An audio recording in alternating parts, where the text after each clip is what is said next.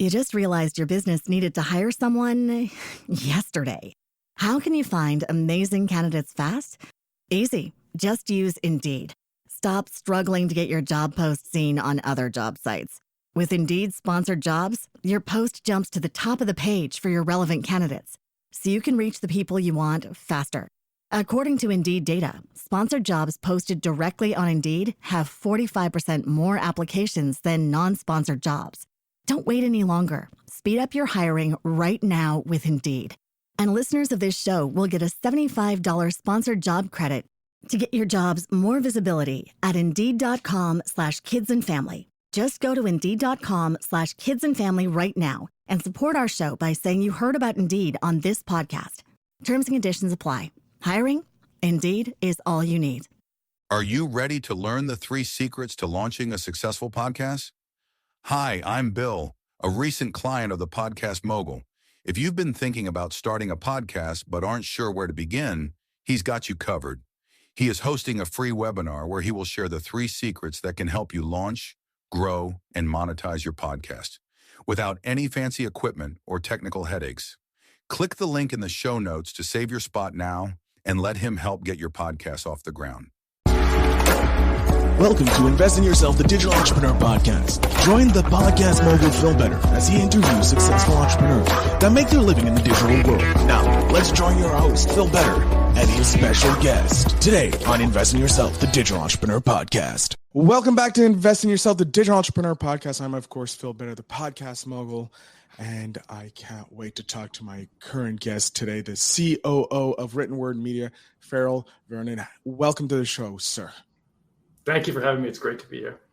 Ferol, I already have this beautiful intro for you, and I'm going to do it before the episode. But why don't you introduce yourself to my audience, and we can start talking about your journey.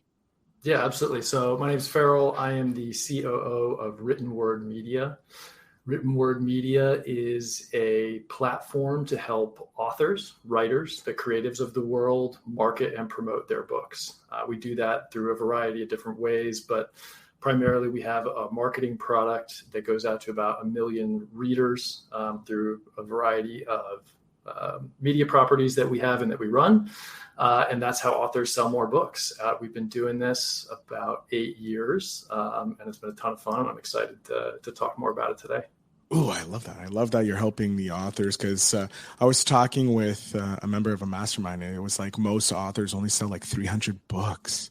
Yes. Yeah. So that's part of the reason our product works, is because a lot of authors have that experience. They call it publish and pray, right? Where you publish your book and you hope. And, the secret is that doesn't work. You have to market it. And so oftentimes that's how authors discover us. They'll publish a book that they've spent, sometimes a long time. Writing books very hard. And they publish it, nothing happens. They find us, they use our product, which definitely works. They start to see sometimes their first sales. Experienced authors, they're just seeing more sales. Yeah. But those are fun stories for us and our team to hear when it's an author who's just discovered us and they write in and they say, oh my gosh, I sold 20 copies and I have never sold more than 1 copy in a week. And I sold 20 in a day. And so those are fun stories, and it's a fun community to serve. Yeah, no, that is I love it when I hear from my clients or the people who use some of my methods to grow their podcast, like, oh, I got more downloads this week. Thank you. Or my email doubled, or I got this, that, the comments. And it's like, those are great. Those are just like small wins. And you remember it for yourself. If you're an author, you remember those wins. Yeah, absolutely. And we even have like an internal Slack channel just for celebrations at our team. And every time we get one of those, it's like a celebratory moment with the company. It's like, the emojis are flying wild, because that's like all the hard work that you do as a team to build the platform, to serve the customers. When they write in and tell you like, hey, it worked, it's a pretty special day. Yeah, it's like, it gets that like, yes, okay, we're doing the right thing. We're helping the little person win. I want to go back to the beginning, all the way to the beginning. What made you want to start? Like, what was your why to become an entrepreneur?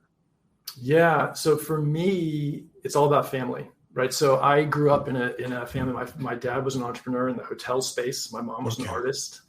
And so where I've ended up in my career, sort of the intersection between business and creativity is no accident, right? I'm absolutely a result of my family, heavily influenced by everybody there. And so, my journey, I always kind of had that in my head. Like growing up with that, my dad was running a business. So I just kind of thought, you know, you're young and naive. Like I just thought that's what you did, right? Like that's what people did. And my dad's business was very traditional, right? It was a hotel. So we could go see it, right? And we would meet the people that worked there and they would call the house. And this was before cell phones. So I'd say, you know, Dad, like this person's on the phone, and you get to know the staff. So it was really part of my childhood. And then as I kind of got older and got interested in really technology and sort of the digital revolution, I was always interested in computers and graphics and everything. That became very clear early on that like, hey, I want to start my own business. This thing is happening. You know, I was in college in the early 2000s and I'm like, you know, I want in somehow. And it took me a while to get there and find my footing, but it was always a kind of like, well, when am I going to be ready to start my own business? That was always kind of in my plan, even if I didn't really know what form that would take. And when I look back on it, what I'm doing now, I'm like, oh, that fits perfectly with where I've been. But I think it happens to everybody, right? It's a little bit of, you know, you make up a story to fit where you are.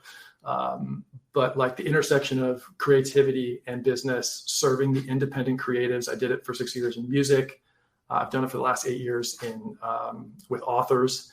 And it's an amazing place to be. I'm very grateful for what we've been able to accomplish. I love it. I love it. So when it came to the author and building this platform to market to authors, what was it like? Were you just, because you said you were helping musicians prior to that? Yeah. Was it just an author came over and said, hey, help me out, and you did it for free, or how did that work? Yeah. So for me, it all comes back to family, right? So I was working in a music startup. I loved my job, loved the people I worked with. My wife was doing online marketing consulting and at the time. So we were both kind of in the digital space, but we were working on separate things. And my mother-in-law wrote a book and, you know, was like, how do I sell it? And we're like, oh, cool. We're digital natives, right? We know how to do this. So like, let's figure out how to sell your book. And we got it up on Amazon and like, couldn't sell it. Nothing happened, right? And so my wife had this idea. She's like, well, let's throw up a website that gives away free books and we'll give away my mom's book as like a way to promote it. Couldn't give it away for free. And so, but we built this website and I, you know, wanted to experiment with some technology. So like nights and weekends, we built this website and finally figure out how to like give away the thing by running some ads on Facebook. And so, and then like, you know, from my perspective, I put it down. I was working at this job I loved. My wife was consulting. We're kind of on my health insurance, on my job, but her business started to grow. Her consulting business, and Facebook advertising was just coming of age. And so she was experimenting with it for her clients. And she was using this little website that we built that gave away free books at Freebooksy, which is still a written word media property today. And, you know, one day an author writes into her and says, hey, can I pay you to be on the website? And so, you know, this is like advice for your listeners, Entrepreneurship 101. Like when somebody says, can I pay you? You just say yes, and then figure out how to do it later. Right. Yeah. And so that's what she did. And that, you know, kept happening over and over again. And it was, you know, interns in Google Docs and trying to figure out how to get stuff in. But the business did start to grow. And when we looked at it together, we're like, hey, this could be a real thing. You know, my experience building scalable technologies, understanding of that market, the actual product that she had that had a little bit of product market fit already. We were like pretty sure it was going to work. And so that was when I made a decision to quit my job. And we'd always wanted to work together and sort of build our life around our family instead of building our family around work. And so this was an opportunity to do that. And, you know, in retrospect, it seems crazy. My daughter was 5 months old and we had 2 small kids at home and I had a great job that I loved and I just quit. But I think that's the thing about this journey, right? And what a lot of people listening are probably going through is, when do you take that leap? Right? When do you take the swan dive and actually do it? And I can't give you the answer because for everybody, that's their personal journey. But for me, it was that moment when we said, you know, we're giving up the salary and the health insurance and we're going to make a go at this. And here we are 8 years later. And, you know, we've been very fortunate to be successful, but we've had a little bit of luck and a lot of hard work and some mistakes along the way for sure. I don't doubt it, but those mistakes are that's where you learn. That's where the good stuff. Yeah. That's where the meat and the potatoes, that's where everything is. The knowledge is in the failures. because you just grow from there. You know not what to do. Success doesn't teach you anything other than, wow, I can do it. Right. It's nice though. I will say. Oh yeah, no, don't get me wrong. Success is amazing. Not putting that down at all. Yeah. But the learning is in the failures. I don't know. What is it like working with your family, like working with your wife and building a business? Because that's not everybody can do it. So maybe you can give some tips to some entrepreneurs out there for that. Yes. So absolutely. And I get asked this question all the time, and it's a conversation best done over dinner with plenty of time and wine. Right. But like for your audience, to give you the highlights, I think it is complicated, but it is beautiful in that complexity. Right. So it is an amazing thing to get to run this business together. We get to choose our own destiny. We get to, we don't have investors. We don't have a board. We get to choose how we want to treat our employees, what we want to give back to the community. We really get to do it on our terms because it's just us. And I think if you treat it like, hey, we're building a family together, we're also building a business together, there's a lot of things that translate there. Open communication is a huge deal.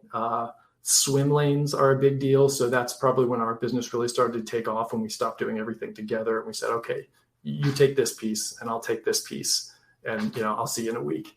And that really worked. And then I think, recency bias being what it is, during COVID and during any emergency time, we were lucky as startup founders that we lived in the same house.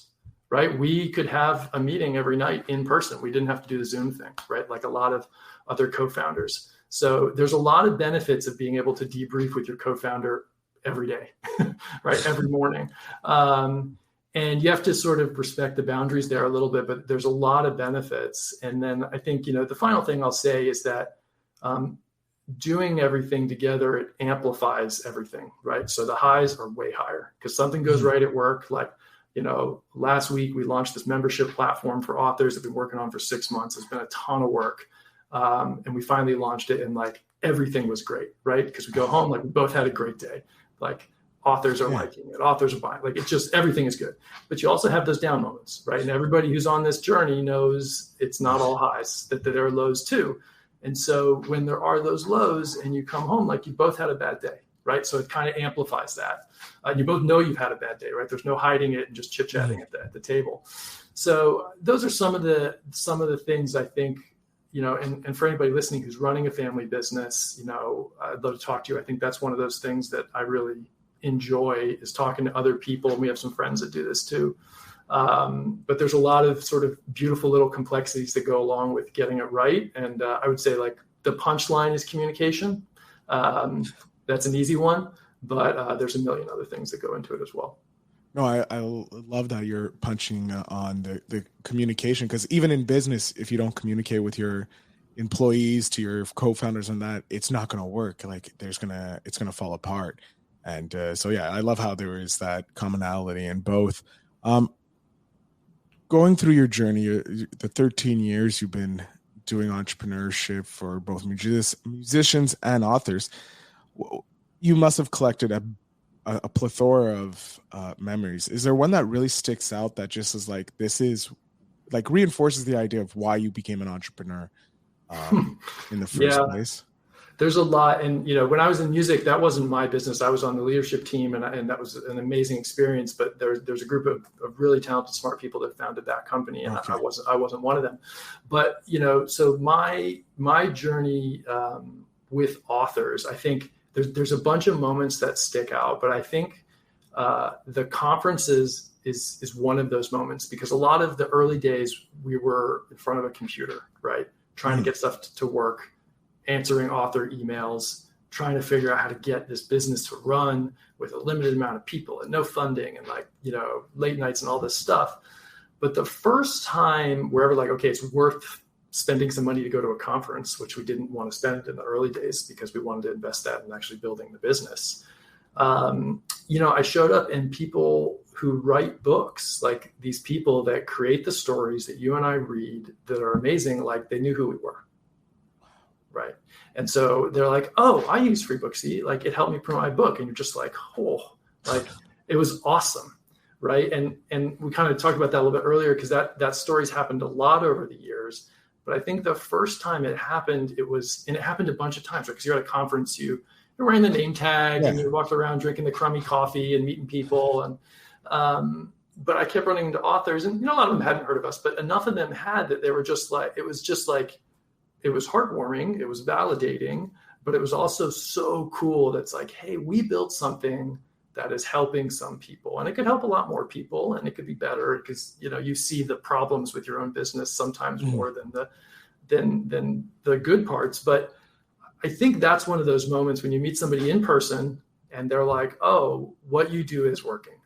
Right. And I spend my day personally, in spreadsheets, in code, managing people, like HR stuff, like running a business. Right.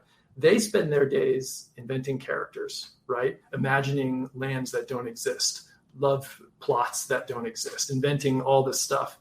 And so to meet somebody where that's their life, is this creativity, and they're like, hey, I didn't want to become an online marketer. I wanted to be a writer, and you're helping me sell books.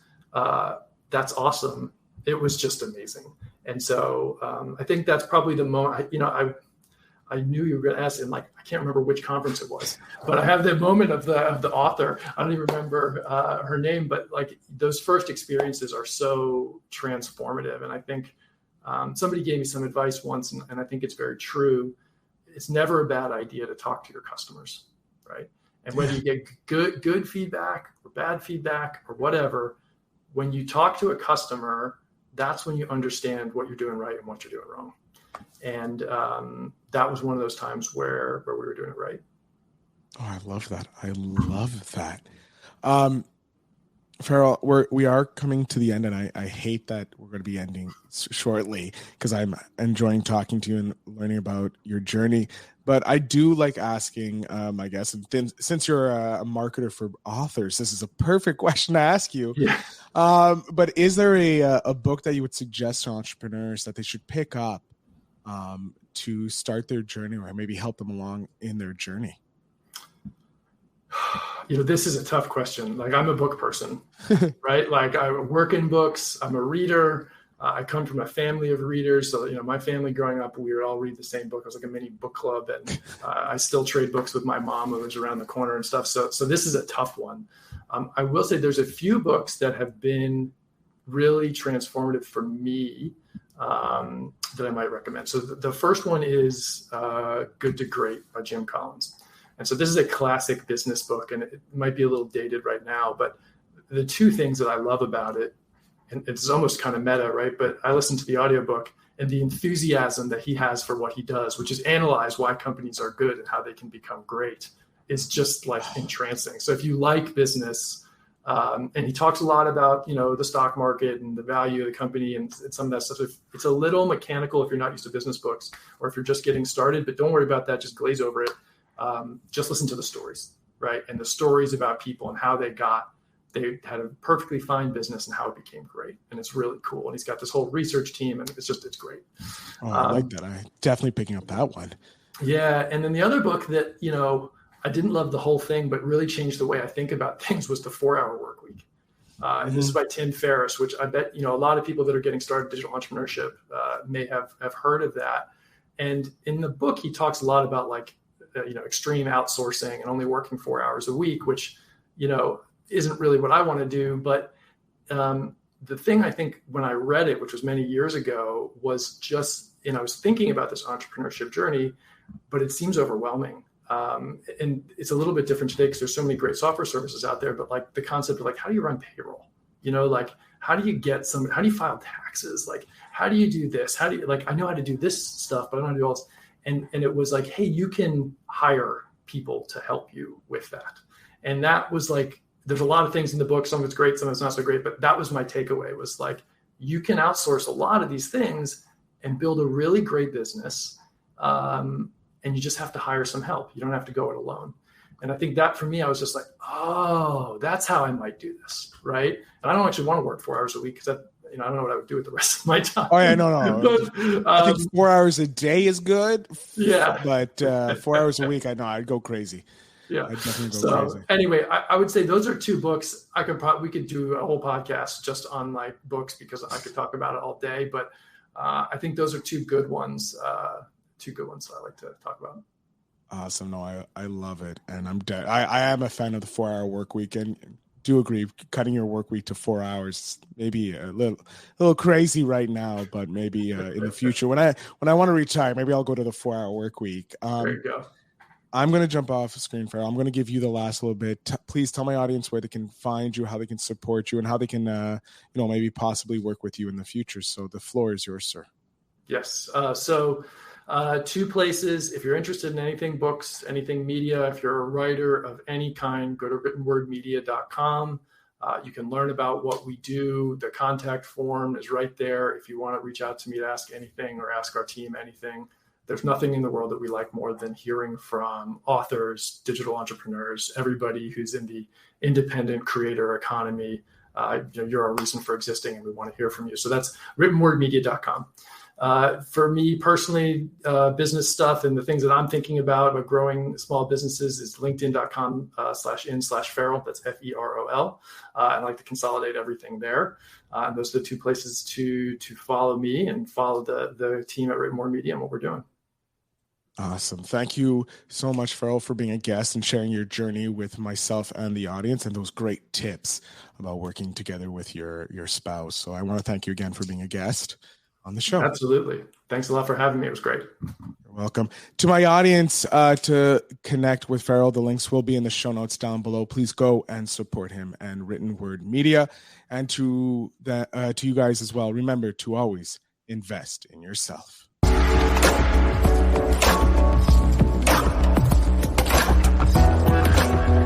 Thanks for tuning in. Now it's time to take the next step. When you're ready to dive deeper into how to launch, grow, and monetize your podcast, Phil's got something special for you. Join him for a free webinar where he'll reveal the 3 secrets that have helped countless entrepreneurs succeed in podcasting. Click the link in the show notes to save your spot, and let's turn your podcasting dreams into reality. You just realized your business needed to hire someone yesterday. How can you find amazing candidates fast? Easy. Just use Indeed. Stop struggling to get your job post seen on other job sites. With Indeed sponsored jobs, your post jumps to the top of the page for your relevant candidates, so you can reach the people you want faster. According to Indeed data, sponsored jobs posted directly on Indeed have 45% more applications than non-sponsored jobs. Don't wait any longer. Speed up your hiring right now with Indeed. And listeners of this show will get a $75 sponsored job credit to get your jobs more visibility at Indeed.com/kidsandfamily. Just go to Indeed.com/kidsandfamily right now and support our show by saying you heard about Indeed on this podcast. Terms and conditions apply. Hiring? Indeed is all you need.